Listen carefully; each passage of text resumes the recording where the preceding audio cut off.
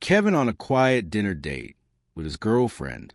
She looks serious tonight, asking to move to Miami with her. This is my life here. My unit, my responsibility.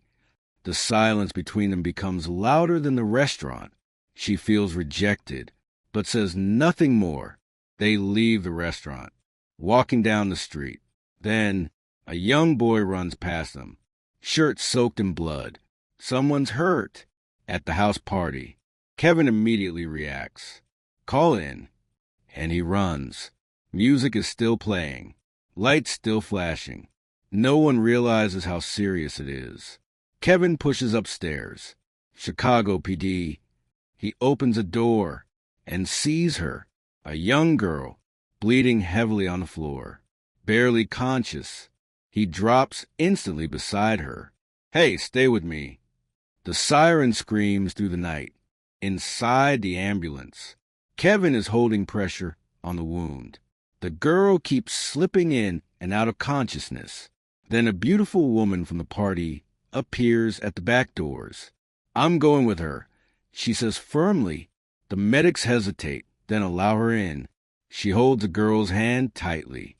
The injured girl whispers, Am I going to die? Kevin looks at her.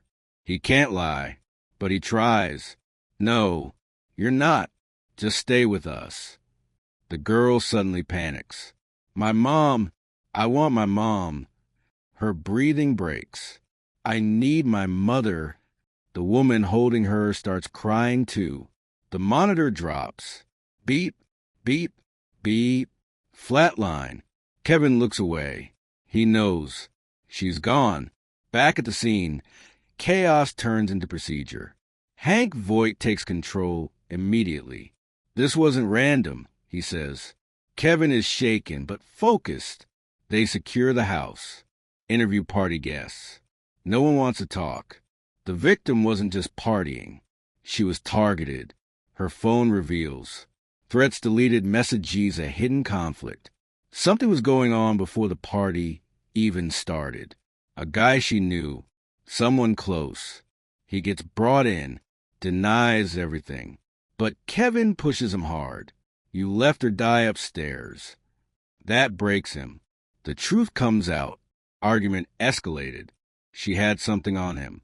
He panicked. A struggle happened. And it ended in violence.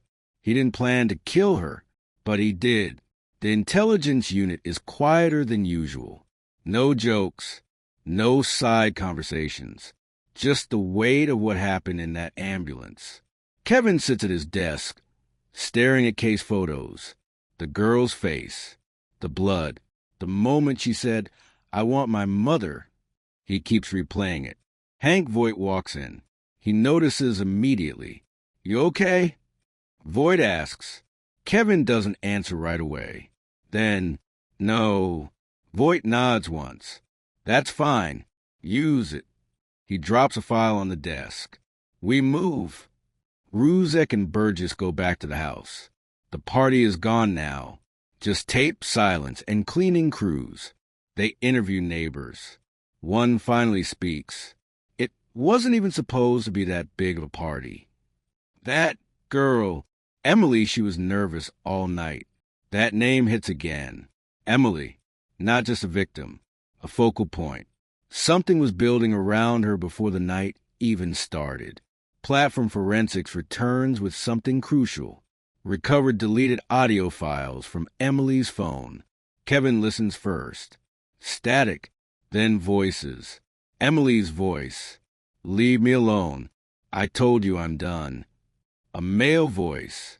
You're not done until I say you're done. Silence. Then crying.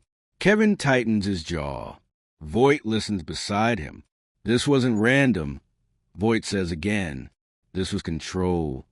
They bring in the main suspect again.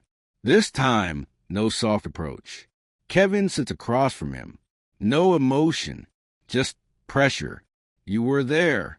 The suspect shakes his head. I didn't kill her. Kevin leans forward. But you were the last person she argued with. Silence. Voight enters the room now. That changes everything. Voight doesn't raise his voice. He doesn't need to. You want to know what I think? Voight says, I think you lost control, and now you're trying to rewrite history. The suspect starts sweating, but still holds. Barely. Trudy Platt reports a match from surveillance nearby. A car seen leaving the area fast, minutes after the attack. Plate partially visible. They trace it, registered to a friend of the suspect, not the suspect himself. That changes direction. Now it's not just one person. It's a cover-up. They pick up the friend. He tries to act calm, but cracks quickly. I didn't do anything. Kevin slams photos on the table. You drove him away from the house while she was dying upstairs. That line lands heavy. The friend looks down. Quiet now. And then, I didn't know she was still alive when he came down. That's the mistake. He just admitted knowledge. Voight steps in immediately. You knew enough. Piece by piece, it comes out. The suspect wasn't acting alone. There was pressure, a secret. Emily had evidence. Something she recorded involving both of them. Something serious enough to ruin lives. That's why the party was chosen. Crowd, noise, distraction. But things escalated faster than expected. She fought back. She ran upstairs. She tried to hide, but they followed. Firecracker flashback reconstruction. The episode shifts into a reconstruction sequence. Emily running upstairs. Her breath heavy. Footsteps behind her. Door slams. Argument. Shouting. Then silence. A struggle. Something breaks. Then panic. He didn't plan it to go this far. But it did. Ambulance back to the present. Kevin's breaking point. Kevin steps outside the station. Cold air hits him. His girlfriend calls. He doesn't answer. Voicemail plays.